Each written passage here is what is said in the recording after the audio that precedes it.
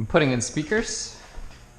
So I've got 4 set up around the space, and I'm just wiring up the cables and power. One over here, and then one on the shelf.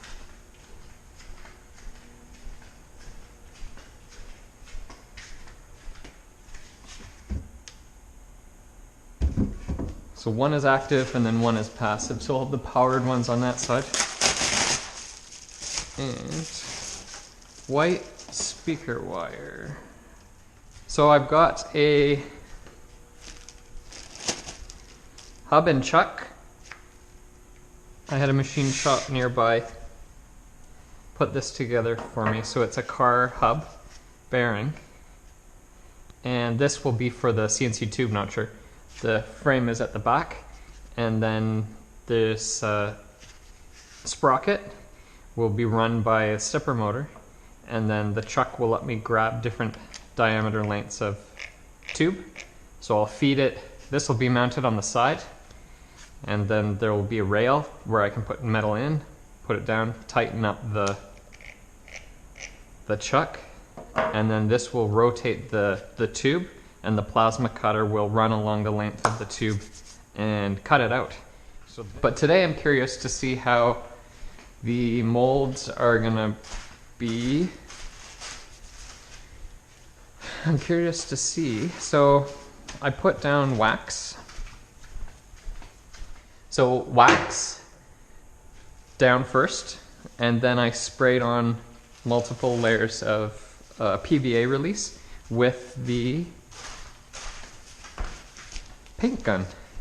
So this was just a little bit, only a couple of minutes to figure out how to set it up so that I could get the thickness that I wanted. So this one's just wax, no PVA release. I'm very curious to see what happens. I'll get a tool. Yeah.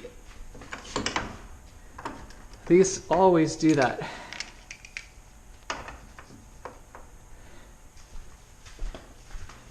Okay, what will it do? So I put down the very fine, thin layer first. See this stuff? And then this on top.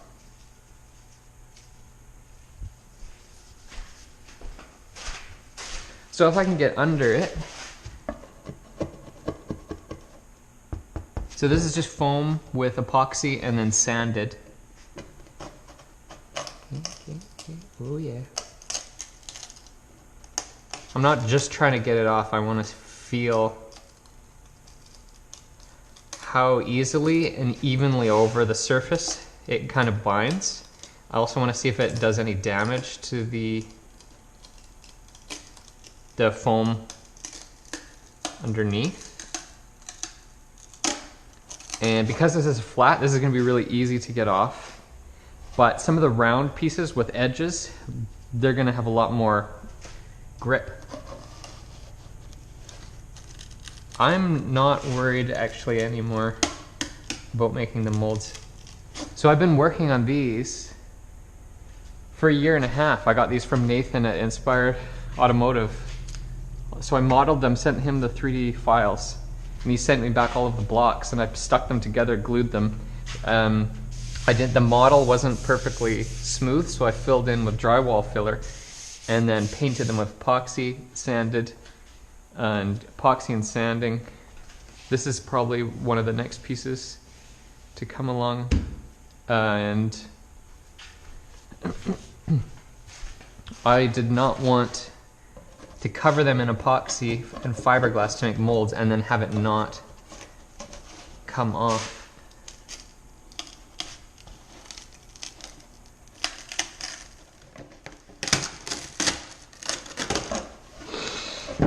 Okay, that is damaged, but that would be fixable.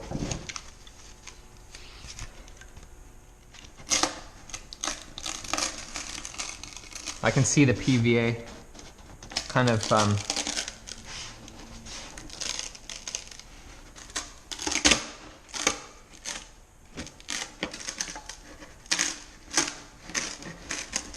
Oh yeah. Oh yeah. No damage with wax and PVA, and the part looks pretty good. 2 layers of PVA. It almost feels even easier than 1 layer to get off. Where this kind of stuck.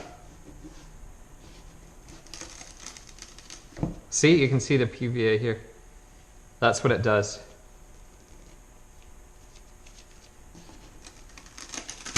Now these are just small, oh yeah, these are just small. Yeah.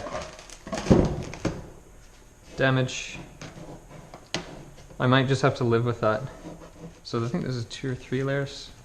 Yeah. That would be extremely floppy. It would just be like over a big piece.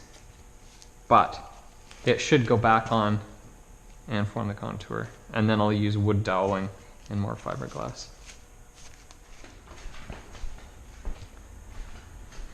This part was pretty uneven, so I put a layer of drywall filler and then sanded it down just to flatten out. You can see all of the white.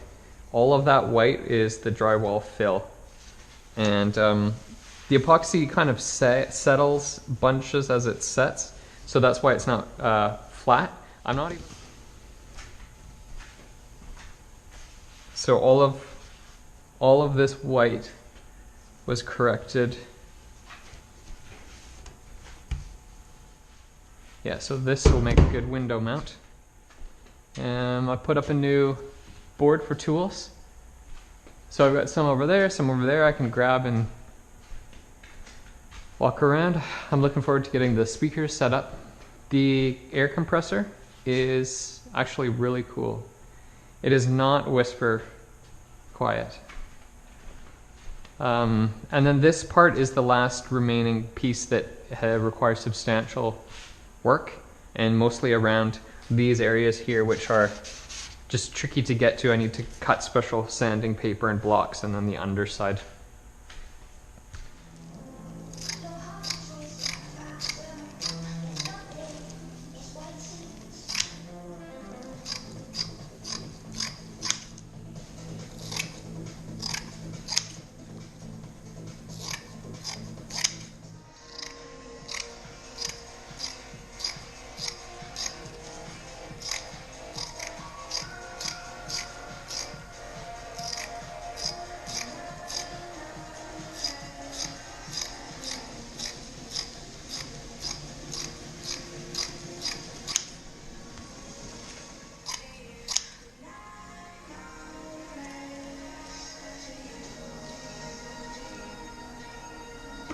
Before I start layering on the fiberglass and epoxy, I thought I'd take a scan and just check the front section. So I scanned the model with the Peel 3D scanner.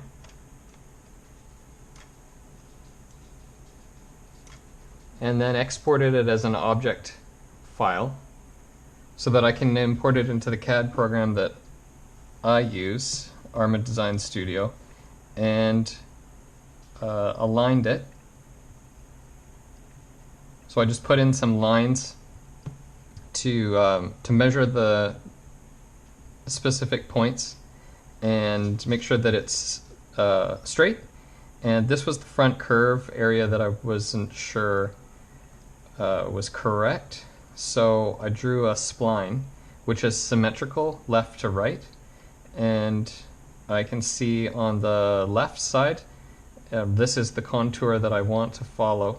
And when I was cutting out basically the front block, when I was cutting out the block, the hood from the body, I wasn't sure if this line came out straight, and I can see this section here where there's a bit of a gap. So I'm going to fill this in with putty and some epoxy. It's actually not really, that's not bad at all.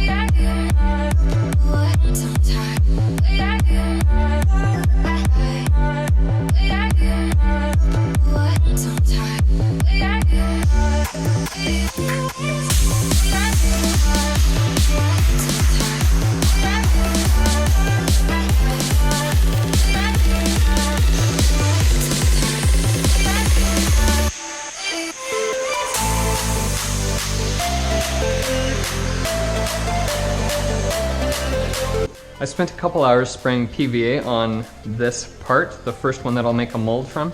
I noticed that the spray gun has to be very close, about an inch or two off the surface, or it doesn't really bind. Normally the spray paint should be 6 inches to a foot off, but because the alcohol in the PVA evaporates and that leaves the plastic on the surface, so it has to be really close for it to bond. The air dries it very nicely. I spent about 2 hours spraying this down. I don't know how many coats are on. I noticed the only way that I can paint it is to look at an angle and see the glare from the light, and then I can see the paint spray on, so I can see how thick the layer is. If it's too thick, it'll bunch up and then create bumps. If it's too thin, then it won't cover the surface and then the mold won't come off. So I'm gonna, while it's clean, so no dust settles on it, I'm gonna put a layer of fiberglass on, mat it down with epoxy, maybe put 1 or 2 coats, just leave it and come back and do another coat, and hopefully after 2 days of curing, I should be able to pull the fiberglass off without destroying the panel. So it's got 1 coat of this wax, and then I sprayed for about 2 hours with PVA with the air gun. So I'll give that a shot and see how it goes.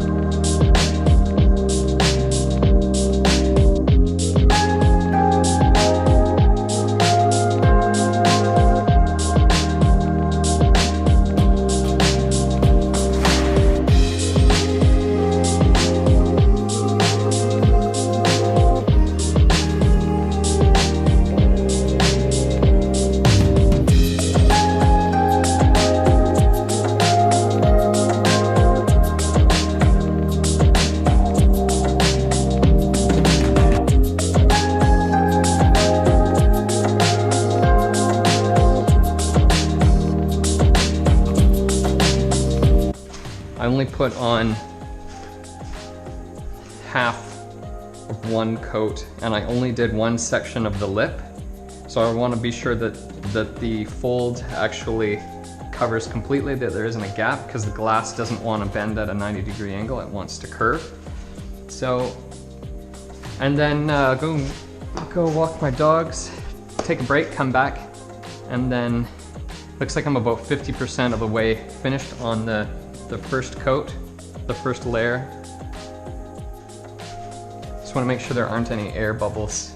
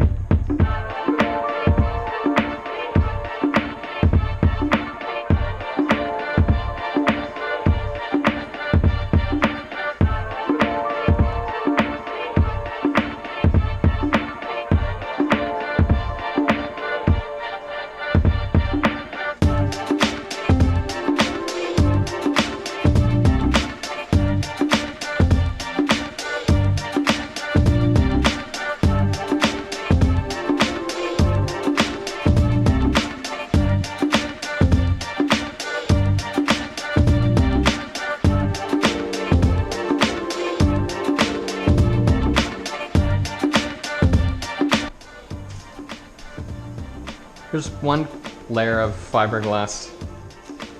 And then a couple layers on top.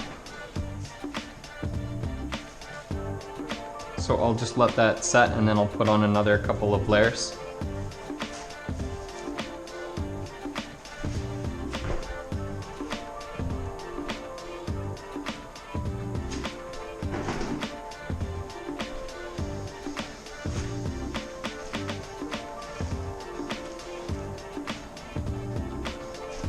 To get it off, I might have to cut on the side here, which is fine. Last thing before I go, I'm worried about a bubble on the lip here, because the fiberglass is going to want to curve and create a void on the top seam. So I'm just going to add extra epoxy to the top, so if the fiberglass bends, at least the epoxy should seep through and create a solid seam.